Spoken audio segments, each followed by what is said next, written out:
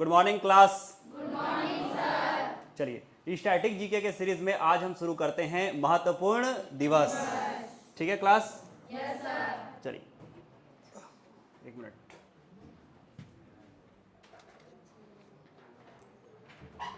सबसे पहले तो जनवरी से शुरू करते हैं। कहाँ शुरू करते हैं? जनवरी से। हम महत्वपूर्ण दिवस पढ़ने जा रहे हैं। ये स्टैटिक जीके का पार्ट है, महत्वपूर्ण दिवस, इंपॉर्टेंट डेज। तो सबसे पहले आप 4 जनवरी में आए। 4 जनवरी को मनाया जाता है ब्रेल लिपि दिवस। क्या मनाया जाता है? ब्रेल लिपि दिवस। ब्रेल लिपि दिवस। तो ये जो शख्सियत आपके सामने है, इनका नाम है लुईस ब्रेल। लुईस ब्रेल साहब ने ये खुद ब्लाइंड थे। इनका निवास स्थान पूछा जाएगा तो आप बताना कि ये फ्रांस से संबंधित है। कहां से संबंधित है? फ्रांस से। यूरोप का एक कंट्री है फ्रांस, और फ्रांस की राजधानी है पेरिस। फ्रांस की राजधानी क्या है? पेरिस। तो फ्रांस के शख्सियत हैं सर लुईस ब्रेल। इन्होंने वे बच्चे या वे लोग जिनका आंख नहीं है या जो ब्लाइंड हैं, उनके लिए इन्होंने एक डॉट सिस्टम लाया था, जिसमें 6 डॉट होते हैं और इसमें 64 अक्षर होता है। इन डॉट को स्पर्श कर करके वो पढ़ सकते हैं। तो इसी को बोला जाता है ब्रेल लिपि। इसी को क्या बोला जाता है? ब्रेल लिपि। तो इनके ही डेट ऑफ बर्थ पर 4 जनवरी में हम मनाते हैं ब्रेल लिपि दिवस। क्या मनाते हैं? ब्रेल लिपि दिवस। 4 जनवरी ब्रेल लिपि दिवस। लुईस ब्रेल कहां से संबंधित हैं? फ्रांस से। फ्रांस की राजधानी पेरिस। अब इसके बाद फिर आगे बढ़ते हैं। अब बात करते हैं 9 जनवरी का। कितने जनवरी का? 9 जनवरी का। 9 जनवरी आप देख ही पा रहे होंगे, यहां पे लिखा हुआ है प्रवासी भारतीय दिवस, एनआरआई डे। क्या लिखा हुआ है? प्रवासी भारतीय दिवस, एनआरआई डे। ये हम 2003 से मनाना शुरू किए हैं एनआरआई डे को। एनआरआई को कब से मनाना शुरू किए हैं? 2003 से मनाना शुरू किए हैं। बहुत सारे ऐसे भारतीय हैं जो अलग अलग देशों में जाकर वहाँ कार्य करते हैं, और वो कहीं ना कहीं हमें वित्तीय सहायता प्रदान करते हैं। वो मतलब ऐसा नहीं कि फ्री में नहीं देते। उनका घर परिवार, जो भी चीज़ें भारत में जुड़ी हुई हैं, वो टैक्स, रेसिडेंस जो भी बहुत सारा चीज़ हमें प्रोवाइड करते हैं। उनके सम्मान में हम प्रवासी भारतीय दिवस मनाते हैं। भारतीय प्रवासी दिवस पहले प्रत्येक वर्ष आयोजित किया जाता था 9 जनवरी को। प्रत्येक वर्ष आयोजित किया जाता था। 2015 के बाद हर 2 वर्षों के बाद प्रवासी भारतीय दिवस मनाया जाता है। इसमें हम विदेश में जितने भी भारतीय मूल के लोग हैं या प्रवासी भारतीय हैं, उन्हें हम सम्मानित करते हैं। ठीक है, उन्हें भी अच्छा लगता है। ये मनाने का शुरुआत हमने 2003 से किया है, लेकिन यहाँ महात्मा गांधी का फोटो कैसे आ गया? तो आपको मालूम होना चाहिए 9 जनवरी वो तिथि है 1915 की। 9 जनवरी वो तिथि है 1915 की, जब महात्मा गांधी दक्षिण अफ्रीका से भारत आए थे। दक्षिण अफ्रीका, वहां पे सेठ अब्दुल्ला थे। भारत के बहुत सारे व्यापारी थे उस समय जो अलग अलग देशों में व्यापार करते थे। सेठ अब्दुल्ला भी दक्षिण अफ्रीका में बहुत बड़े व्यापारी थे। तो इनका विधिक प्रतिनिधि बनकर, सेठ अब्दुल्ला का विधिक प्रतिनिधि बनकर 1893 में महात्मा गांधी दक्षिण अफ्रीका जाते हैं। और उसके बाद फिर वहां पे जब जाते हैं तो वहां पे भारतीयों की कंडीशन देखते हैं, तो उनके लिए इन्होंने सत्याग्रह किया दक्षिण अफ्रीका में। और एक लंबे समय के बाद वहां पे बहुत सारी सफलता अर्जित करने के बाद ये भारत आते हैं 9 जनवरी 1915 को। तो फिर अटल बिहारी वाजपेयी सरकार ने इस तिथि को प्रवासी भारतीय दिवस मनाने के लिए घोषित किया, और हम प्रति वर्ष मनाते थे 9 जनवरी को प्रवासी भारतीय दिवस। 2015 से हम प्रत्येक 2 वर्षों में एक बार प्रवासी भारतीय दिवस मनाते हैं। पिछला जो प्रवासी भारतीय दिवस है 2023 का, वो इंदौर में आयोजित किया गया था। कहाँ आयोजित किया गया था? इंदौर में। तो याद रखना, उसको लिख लेना। ठीक है, प्रवासी भारतीय दिवस महात्मा गांधी के भारत वापसी पर मनाया गया था। वापसी के तिथि को याद करते हुए मनाया गया था। प्रत्येक वर्ष 9 जनवरी को हम मनाते हैं। प्रत्येक 2 वर्षों में एक बार इसका आयोजन होता है। ठीक है, मनाते तो हर साल है, लेकिन इसका जो गवर्नमेंट है, विदेश मंत्रालय इसका आयोजन कराती है। प्रवासी भारतीय दिवस का आयोजन कौन कराती है? विदेश मंत्रालय।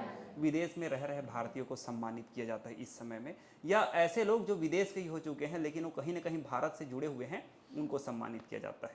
ठीक है।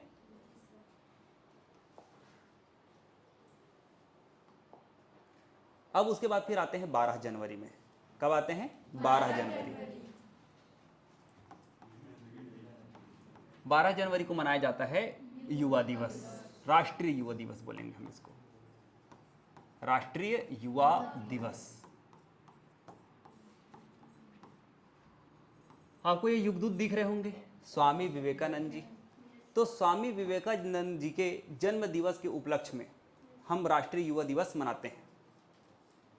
स्वामी विवेकानंद जी से संबंधित कुछ कुछ बातें हैं। जैसे इनका एक चीज तो बहुत महत्वपूर्ण है, शिकागो का विश्व धर्म संभव 1893 में शिकागो, अमेरिका में शिकागो है,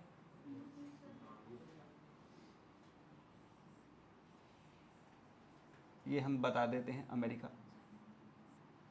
और यहीं पे है, यहाँ पे शिकागो, ये कनाडा, मैक्सिको, ये है यूएसए।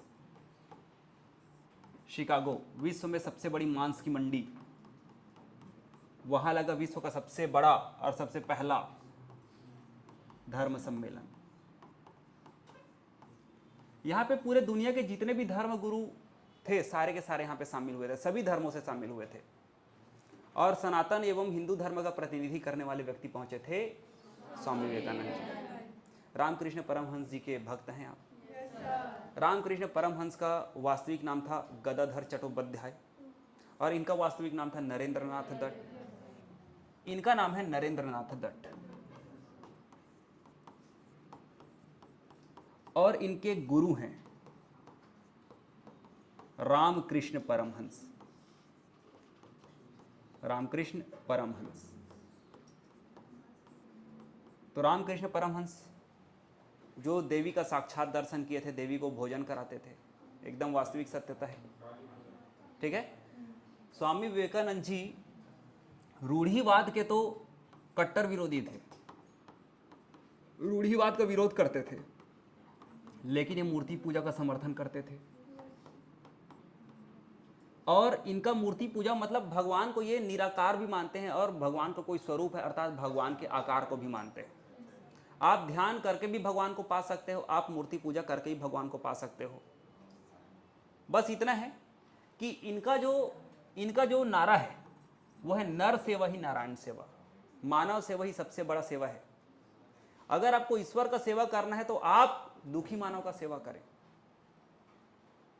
इनका वेदांत, ये वेदों पे ज्यादा फोकस करते थे, वेदांत दर्शन कहते हैं, वेदांत दर्शन से प्रेरित हैं स्वामी विवेकानंद जी। नरेंद्रनाथ दत्त का नाम स्वामी विवेकानंद कैसे पड़ा? स्वामी विवेकानंद कैसे पड़ा? तो इनको विवेकानंद की उपाधि दी है, या विवेकानंद इनको नाम दिया है खेतड़ी के राजा अजीत सिंह ने। खेतड़ी राजस्थान में है, यहां पे एक राजा है खेतड़ी, अजीत सिंह। तो अजीत सिंह द्वारा ही इन्हें विवेकानंद का उपाधि दिया गया था, और बाद में फिर इन्होंने विवेकानंद अपना नाम रख लिया, ठीक है। तो नरेंद्रनाथ दत्त से विवेकानंद, खेतड़ी के राजा अजीत सिंह, इसको याद रखेंगे आप, ठीक है।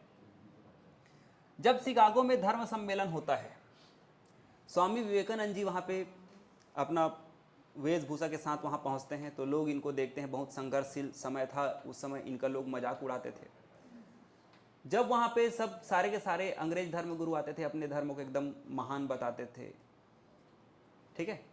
तो कोई ईश्वर का पैगंबर, कोई ईश्वर का प्रतिनिधि बताता था, तो कोई कुछ बताता था। और वहाँ पे जब लोग भाषण शुरू करते थे, तो वहाँ पे जब भाषण देने के लिए आते थे तो बोलते थे लेडीज एंड जेंटलमैन, ऐसा बोलते थे। जब बारी आती है स्वामी विवेकानंद जी की, तो ये जाकर स्टेज में खड़े होकर बोलते हैं कि मेरे प्यारे भाइयों एवं बहनों, अर्थात उसी समय इन्होंने वसुधैव कुटुंबकम को एकदम परिभाषित कर दिया, अर्थात उसने पूरे विश्व को अपना भाई एवं बहन माना। तो इन्होंने बोला कि हम सारे विश्व के लोग एक परिवार हैं। तो इनका ये जो भाषण था दूसरे दिन पेपर में छपा, पूरी दुनिया के लोगों ने पढ़ा, एकदम प्रभावित हो गए, पूरे दुनिया के लोग जान गए स्वामी विवेकानंद जी। तो विश्व की छवि पर पहले ही सनातन धर्म सनातन धर्म को इन्होंने उजागर किया कि हमारा जो धर्म है हम उस धरती से बिलोंग करते हैं जहाँ पे सब एक दूसरे के साथ मिलते हैं, सम्मान करते हैं। अर्थात इन्होंने यहाँ पे आध्यात्मिक, जो वास्तविक आध्यात्मिक है ना, उस पर इन्होंने अपना भाषण दिया था। और इनका मानना और था कि अगर यूरोप की भौतिकवाद और भारत की आध्यात्मिक एक हो जाए तो फिर पूरा संसार को एक सही मार्ग मिल जाएगा, पूरे संसार को एक सही मार्ग मिल जाएगा। अन्यथा ये संसार विकास करते करते अगर वो अपने अध्यात्म को छोड़ती है तो वो एक दिन नष्ट हो जाएगी, है ना। फिर लास्ट में इन्होंने ये भी कहा, इनकी और एक व्याख्यान है कि दुनिया में सारे के सारे धर्म एक नदियों के समान है, एक नदियों के समान है जो अंत में आकर एक बड़ी नदी में ही मिलती है। जैसे हम ये मान के चलें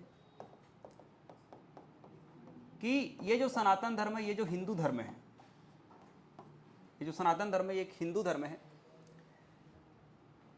सिख, ईसाई, मुस्लिम, सारे के सारे जितने भी धर्म हैं, लास्ट में इन सब का स्रोत समुद्र ही है।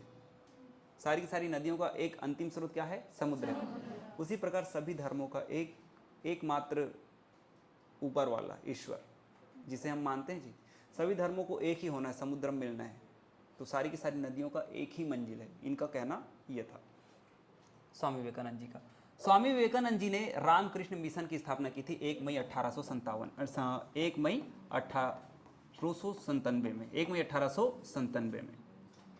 स्वामी विवेकानंद जी ने रामकृष्ण मिशन कभी कभी पूछा जाएगा, रामकृष्ण मिशन कोलकाता में, इसकी स्थापना कहाँ की थी? कोलकाता में। रामकृष्ण मिशन 1897 में रामकृष्ण मिशन की स्थापना की थी, जिसका उद्देश्य था मानव सेवा। जिसका उद्देश्य क्या था? मानव सेवा। ये आध्यात्मिक पुरुष थे, ठीक है। 1902 में 39 वर्ष की उम्र में इन्होंने समाधि ले लिया। तो ये रहा युवा दिवस। इनके द्वारा लिखे गई कुछ पुस्तकें हैं, उन पुस्तकों को आप याद रखना। स्वामी विवेकानंद जी के द्वारा कुछ पुस्तकें हैं जो लिखा गया है, ठीक है। बहुत आसान है, आप याद रखेंगे। कर्मयोग, ध्यान योग, राजयोग। कर्मयोग, राजयोग, ध्यान योग, इनके द्वारा लिखा गया कुछ पुस्तक है। और कुछ पत्रिकाएं हैं, जैसे प्रबोधिनी एवं प्रबुद्ध भारत, ये तो पेपर में आता है, शिक्षक भर्ती वगैरह का आप कर रहे होंगे तो फिर प्रबोधिनी, ये बांग्ला भाषी में होता था ये, इसका प्रबोधिनी। और एक अंग्रेजी की पत्रिका थी प्रबुद्ध भारत।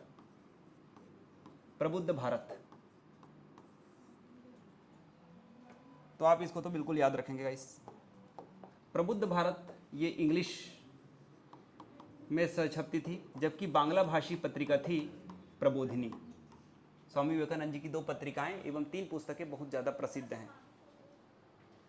समाधि इन्होंने 1902 में ले लिया था। 1902 में ये अपने कक्ष पर गए, ध्यान में बैठे। उसके बाद फिर जब सुबह लोग आते हैं तो पता चलता है कि स्वामी विवेकानंद जी अब नहीं रहे, इनका मस्तिष्क का नस, ठीक है, वो सब के बारे में आप अलग से पढ़ लेंगे। हो गया। इनके बारे में कुछ लोग कहते हैं, इनके बारे में कुछ लोगों ने कुछ कहा है। जैसे अमेरिका वासियों ने इन्हें तूफानी हिंदू कहा है। स्वामी विवेकानंद जी को अमेरिका वासियों ने क्या कहा है? तूफानी हिंदू। ये कहा है अमेरिकन ने, अमेरिका की जनता ने। रविंद्रनाथ टैगोर कहते हैं अगर आपको भारत को जानना है तो आप स्वामी विवेकानंद जी को पढ़िए, ठीक है। रविंद्रनाथ टैगोर ने क्या कहा है? अगर आपको भारत को जानना है तो आप किसको पढ़िए? स्वामी विवेकानंद को, ठीक है। और उसके बाद फिर सबसे इंपॉर्टेंट व्याख्यान है सुभाष चंद्र बोस जी का। लिखिए सुभाष चंद्र बोस जी के बारे में। राष्ट्रीय आंदोलन के आध्यात्मिक गुरु कहा है सुभाष चंद्र बोस जी ने। राष्ट्रीय आंदोलन के आध्यात्मिक गुरु कहा है सुभाष चंद्र बोस जी ने। आध्यात्मिक गुरु किसके? राष्ट्रीय आंदोलन के, सुभाष चंद्र बोस ने। राष्ट्रीय आंदोलन के आध्यात्मिक गुरु सुभाष चंद्र बोस जी ने कहा है। हाँ जी, क्या करोगे उसको जान के? उनको फ्रांसीसी भी आता था, उनको अंग्रेजी भी आता था, उनको अंग्रेजी निष्ठ अमेरिकन भाषा भी उन्होंने रीड कर रखा था, बांग्ला भी आता था, हिंदी भी आता था, बहुत सारा भाषा। इन्होंने तो 6 वर्ष तिब्बत में रहकर बौद्ध धर्म की भी पढ़ाई की थी। इन्होंने 6 वर्ष तिब्बत में रहकर बौद्ध धर्म की भी पढ़ाई की थी। तो स्वामी विवेकानंद जी, इतिहास में मैं इनको पढ़ाता हूँ और दर्शन शास्त्र में, तो उसमें स्वामी विवेकानंद जी का एक लंबा सेशन होता है। तैतरीय उपनिषद से इन्होंने अपना दर्शन लिया है, उस पर भी चर्चा करते हैं। बहुत सारी भाषा जानते हैं।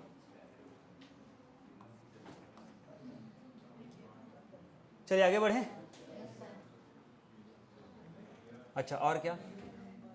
जैसे कुछ आदमी आते थे, इनसे प्रश्न पूछते थे कि भैया कैसे ध्यान केंद्रित करें, क्योंकि इनके बारे में आपको इनकी प्रसिद्धि पता ही है कि जिसको लोग सप्ताह महीने में नहीं पढ़ पाते थे, उसको ये 1-2 घंटे में पढ़ के ख़त्म कर देते थे। ऐसा कई कहानी किस्सा आपने सुना होगा।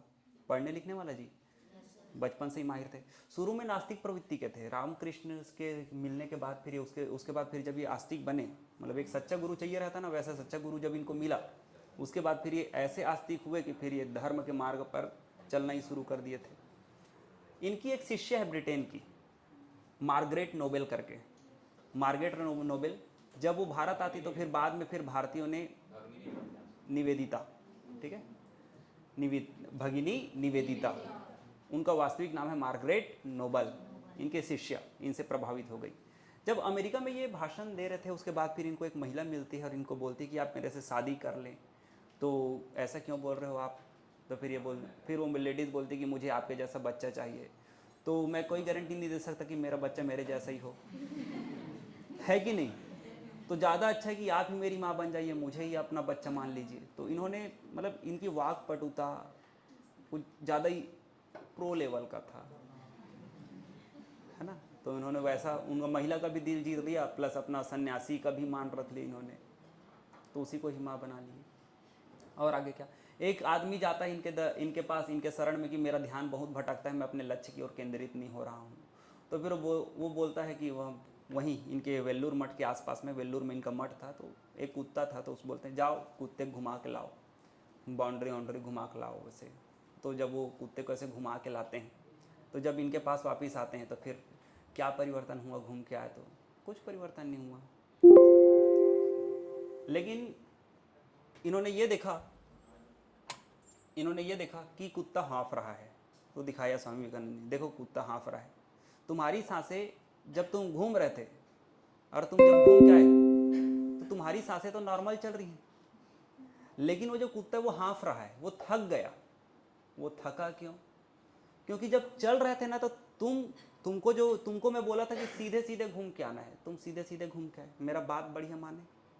लेकिन कुत्ता को जब तुम घुमा रहे थे तो उसका मुंह इधर उधर, हाँ, मतलब अपने लक्ष्य की ओर नहीं, कभी इधर जाता था और रस्सी कैसे पकड़ के, तो फिर कुत्ता इधर उधर नहीं होता है जी। तो फिर वो वैसे ही थक गया, वो डॉग जल्दी थक गया।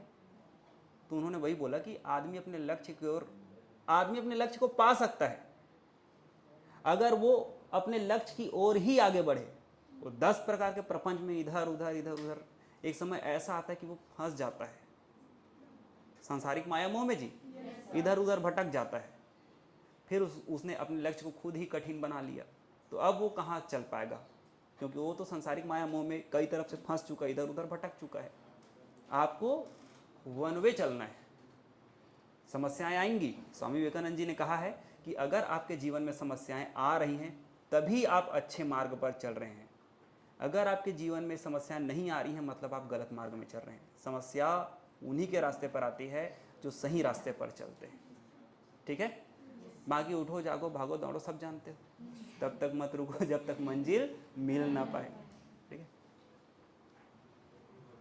आगे बढ़ो। 9 अब कौन सा दिन आएगा भाई? 15 जनवरी। 15 जनवरी 15 जनवरी इस दिन हम मनाते हैं थल सेना दिवस। क्या मनाते हैं गाइस? थल सेना दिवस। भारत के पहले सैन्य प्रमुख हैं के.एम. करियप्पा। ये कौन है? के.एम. करियप्पा। तो ब्रिटिश सैन्य प्रमुख ने 15 जनवरी के दिन के.एम. करियप्पा साहब को भारतीय सैन्य का कमान सौंपा था। इस कारण इस दिन को हम मनाते हैं थल सेना दिवस के रूप में। ठीक है, के.एम. करियप्पा साहब का नाम याद रखेंगे आप, थल सेना दिवस। इस दिन ब्रिटिश सैन्य कमांडर के हाथ से भारतीय सैन्य कमांडर को भारतीय सेना का कमांड मिलता है, जिसके कारण हम मनाते हैं थल सेना दिवस प्रतिवर्ष 15 जनवरी को। आगे आते हैं पराक्रम दिवस पर। किस पर आते हैं? पराक्रम दिवस पर। 23 जनवरी, ये हमारे नेताजी सुभाष चंद्र बोस, इनके जन्मतिथि के दिन मनाया जाता है पराक्रम दिवस। पहले हम सुभाष चंद्र बोस जयंती मनाते थे, बोस जयंती मनाते थे, अब हम मना रहे हैं पराक्रम दिवस। और नेताजी सुभाष चंद्र बोस जी के बारे में भी जानने के लायक बहुत सारी बातें हैं। इनके आध्यात्मिक गुरु स्वामी विवेकानंद थे। इनके आध्यात्मिक गुरु कौन थे? ये अपना आध्यात्मिक गुरु मानते थे स्वामी विवेकानंद जी को, स्वामी विवेकानंद जी को। तो सुभाष चंद्र बोस जी कटक में जन्म लिए। उसके बाद फिर इन्होंने आईसीएस की तैयारी की, इंडियन सिविल सर्विस की तैयारी की। उसके बाद फिर इन्होंने सफलता भी प्राप्त की। 1 साल का समय दिया गया था इनको, जाओ लंदन जाओ, तैयारी करो, पेपर दिलाओ।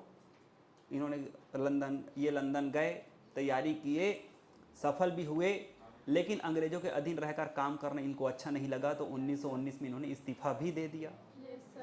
उसके बाद फिर भारत आते हैं और देशबंधु चितरंजन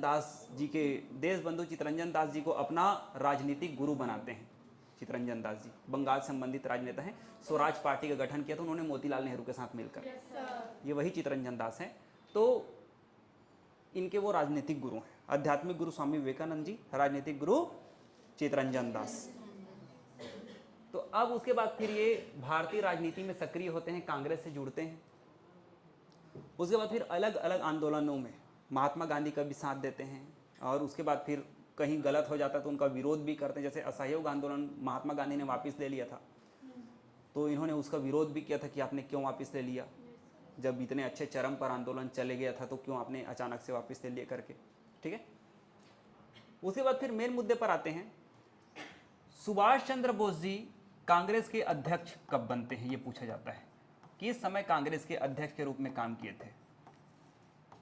आज़ादी से पहले का कांग्रेस अलग था, आज़ादी के बाद का कांग्रेस एकदम अलग है। आज़ादी के पहले का कांग्रेस का इसका मतलब है जनसमूह। क्या है? जनसमूह।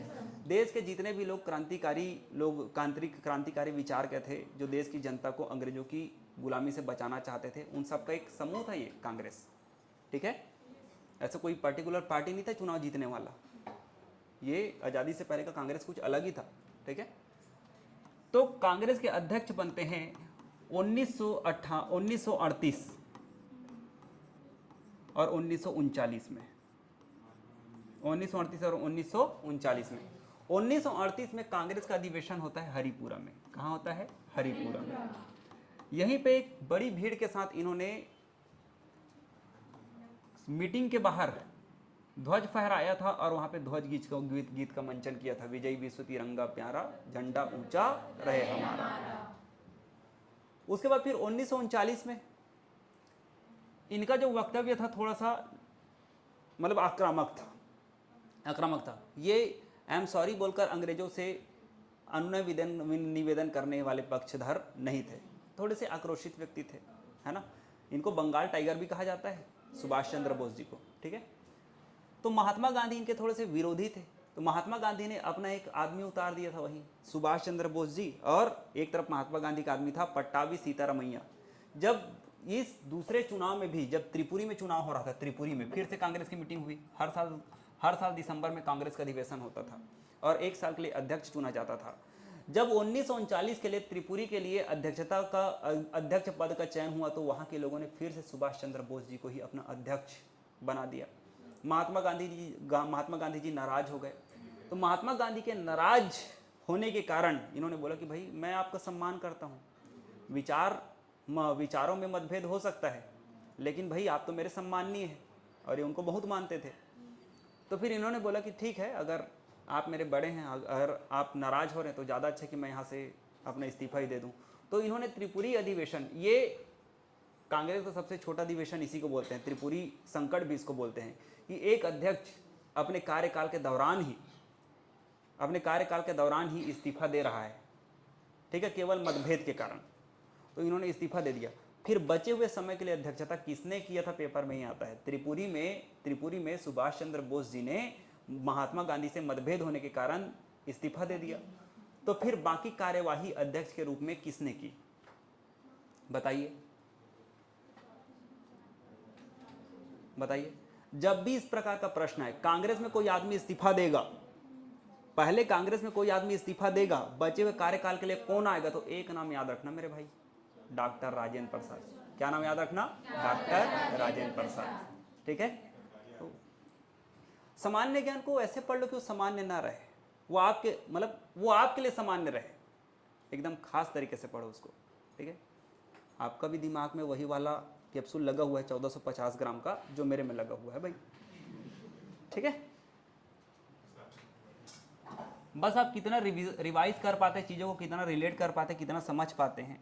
आप इसको जीके टाइप को पढ़ोगे, कभी जीवन में याद नहीं होगा, है कि नहीं। आप किसी को कहानी बताए टाइप का, आप जाके किसी के पास चर्चा कर देना, अच्छा लगेगा। केवल और केवल इतना ही लाइन पढ़ के जाओगे ना, हरिपुरा अधिवेशन 1938 में हुआ था, सुभाष चंद्र बोस जी उसके अध्यक्ष थे, एक सप्ताह बाद भूल जाओगे, है कि नहीं।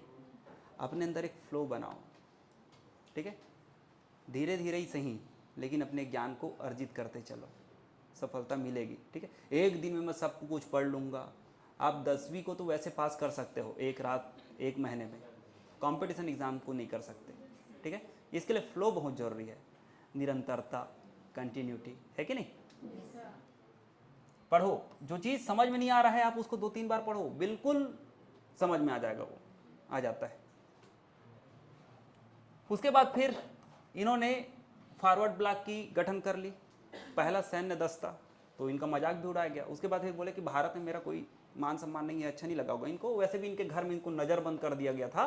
तो फिर उसके बाद फिर अपने भतीजे शिशिर बोस के साथ ये निकल गए अफगानिस्तान के रास्ते, सीधा सीधा बर्लिन पहुंच गए।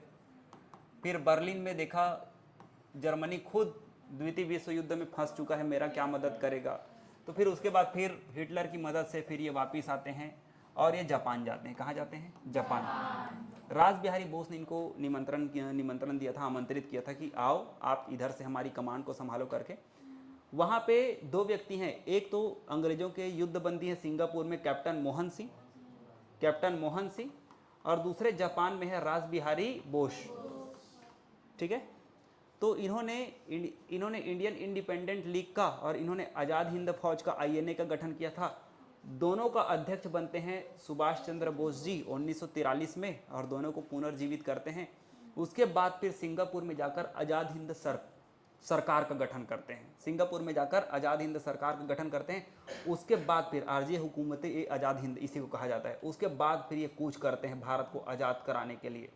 इनके पास खुद का एक बैंक था, बहुत बड़ी मिलिट्री थी, बहुत सारे सेना थे इनके, अलग अलग ब्रिगेडियर थे, झांसी की रानी ब्रिगेडियर, उसके बाद फिर नेहरू ब्रिगेडियर, गांधी ब्रिगेडियर, अलग अलग ब्रिगेडियर थे, मतलब सैन्य दस्ता जी। और उसके तहत फिर अब इन्होंने फिर सीधा पहले व्यक्ति थे जिन्होंने अंडमान निकोबार द्वीप, जापान ने इनको प्रदान कर दिया था, अंडमान निकोबार द्वीप को इन्होंने स्वराज द्वीप एवं शहीद द्वीप नाम दिया था।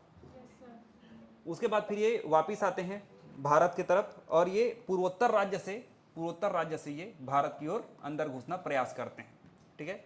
रेडियो में इन्होंने बोला भी था भारतीयों को कि हम आ रहे हैं आज़ाद कराने के लिए करके जी, और इसमें बापू हमारा साथ देंगे, से महात्मा गांधी को भी इन्होंने बोला था।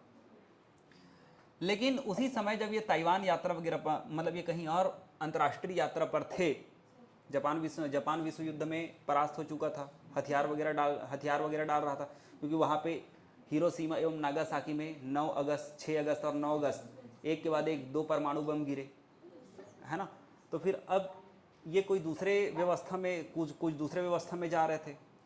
तो फिर उसी बीच में ताइवान के पास कहा जाता है कि इनका प्लान क्रैश हुआ, उसके बाद फिर ये कभी मिले नहीं, तो उसके बाद फिर उस समय सही जांच होता तो शायद कुछ पता चल जाता। अब इस पर जांच कमेटी बैठा रही है तो सरकार का भी प्रभाव पड़ता है।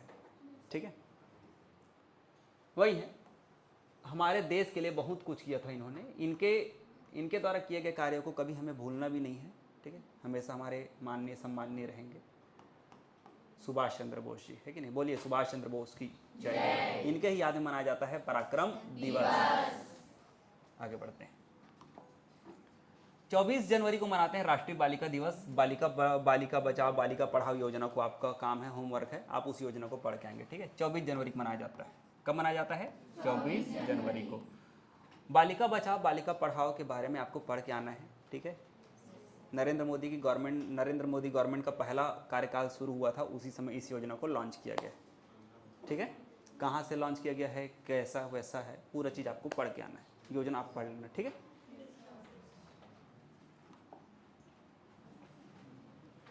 ये क्या दिख रहा है? 25 तारीख को है पहले मतदाता दिवस। 25 तारीख को क्या मनाते हैं? मतदाता दिवस। 25 जनवरी को मनाया जाता है राष्ट्रीय मतदाता दिवस। 25 तारीख को क्या मनाया जाता है?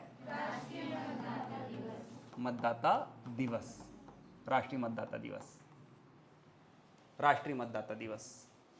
ठीक है, तो भारतीय संविधान के किस अनुच्छेद में निर्वाचन आयोग का जिक्र है? अनुच्छेद 324। अनुच्छेद 324। राष्ट्रीय निर्वाचन आयोग का गठन कब हुआ था? 25 जनवरी। राष्ट्रीय निर्वाचन आयोग का जिक्र है अनुच्छेद 324 में। ठीक है, 25 जनवरी 1950 को राष्ट्रीय निर्वाचन आयोग का गठन होता है। ठीक है, और उसके बाद फिर हम पहले जो निर्वाचन आयुक्त देखते हैं उनका नाम है सुकुमार सेन। भारत के पहले निर्वाचन आयुक्त कौन है? सुकुमार सेन, ये पहले निर्वाचन आयुक्त हैं।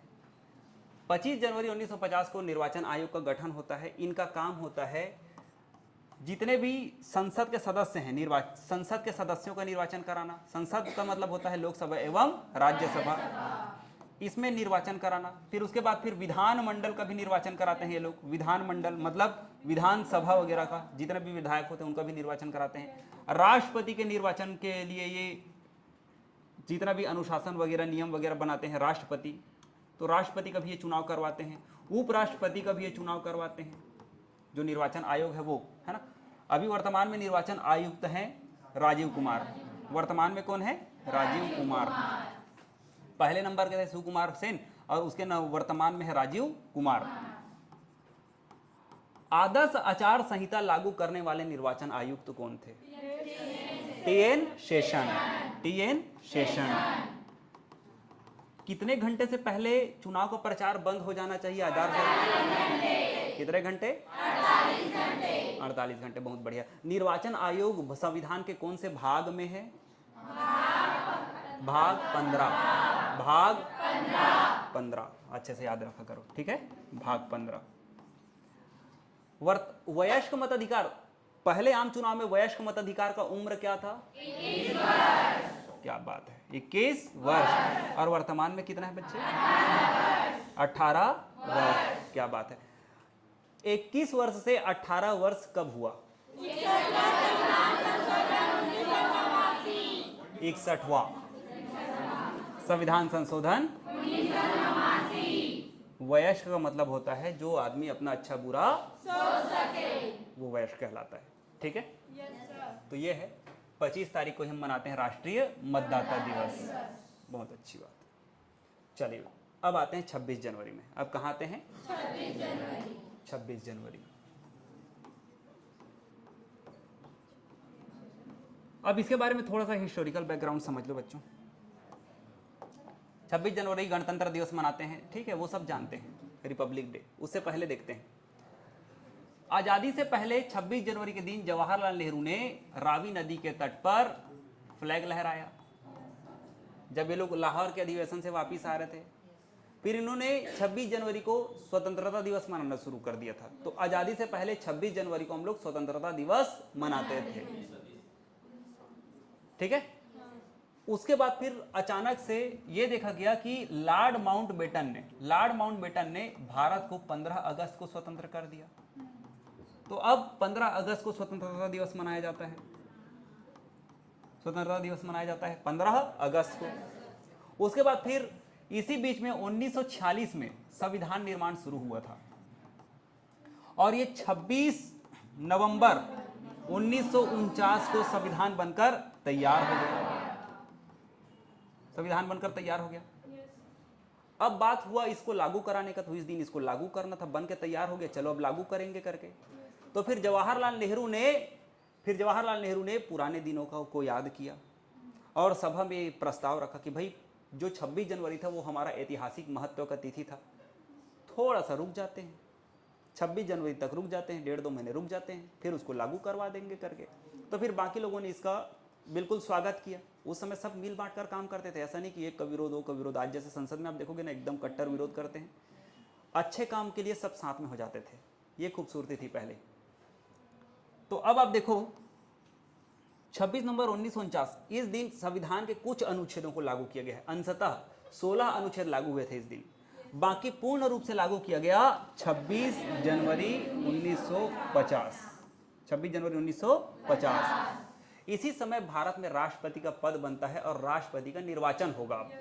लिखा गया है पहले बार इस समय डॉक्टर राजेंद्र प्रसाद को हालांकि अपॉइंट किया गया, लेकिन अब नेक्स्ट जब भी राष्ट्रपति बनेंगे तब वो चुनाव जीत कर बनेंगे।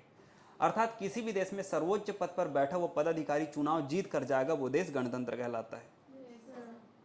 ठीक है, गणतंत्र दिवस 26 जनवरी को मनाया जाता है। इस दिन हमारा संविधान लागू हुआ और संविधान में सबसे बड़ा पद राष्ट्रपति का है और राष्ट्रपति चुनाव जीत कर जाएंगे, ये प्रावधान किया गया है अनुच्छेद 54 एवं 55 में। क्लियर? Yes sir. राष्ट्रपति का चुनाव प्रत्यक्ष होता है या अप्रत्यक्ष होता है? अप्रत्यक्ष होता है। राष्ट्रपति के चुनाव में संसद के निर्वाचित सदस्य एवं विधानमंडल के निर्वाचित सदस्य एकल संक्रमणीय अनुपातिक गुप्त मतदान के द्वारा वोटिंग करते हैं। भारत का निर्वाचन आयोग इनकी वोटिंग कराता है। बहुत बढ़िया। भारत में चलिए इधर देखिए, ये जो भारत में जैसे 26 जनवरी के दिन आप देखोगे तो इस दिन झंडा फहराते हैं राष्ट्रपति जी, जबकि 15 अगस्त के दिन ध्वजारोहण करते हैं प्रधानमंत्री। क्लियर है? Yes sir. आगे बढ़ते हैं। हम आते हैं 30 जनवरी को। कब आते हैं? 30 जनवरी। इस दिन महात्मा गांधी को याद करते हुए शहीद दिवस मनाया जाता है। महात्मा गांधी को याद करते हुए शहीद दिवस मनाया जाता है। शहीद दिवस। ये जो पर्सन है इनका नाम है नाथूराम गोडसे। नाथूराम गोडसे। महात्मा गांधी जी पूजा वगैरह के लिए जा रहे थे तो नाथूराम गोडसे ने जो भी उनका आंतरिक मुद्दा जो भी रहा होगा, इन्होंने महात्मा गांधी जी के ऊपर गोली चला दी, जिससे महात्मा गांधी शहीद हो गए। तो इस कारण 30 जनवरी को महात्मा गांधी के शहादत पर शहीद दिवस मनाया जाता है। ये घटना है 30 जनवरी 1948 की। 1948 के 30 जनवरी 1948 की। ठीक है, चलिए यहां तक रखें, फरवरी को बाद में पढ़ें।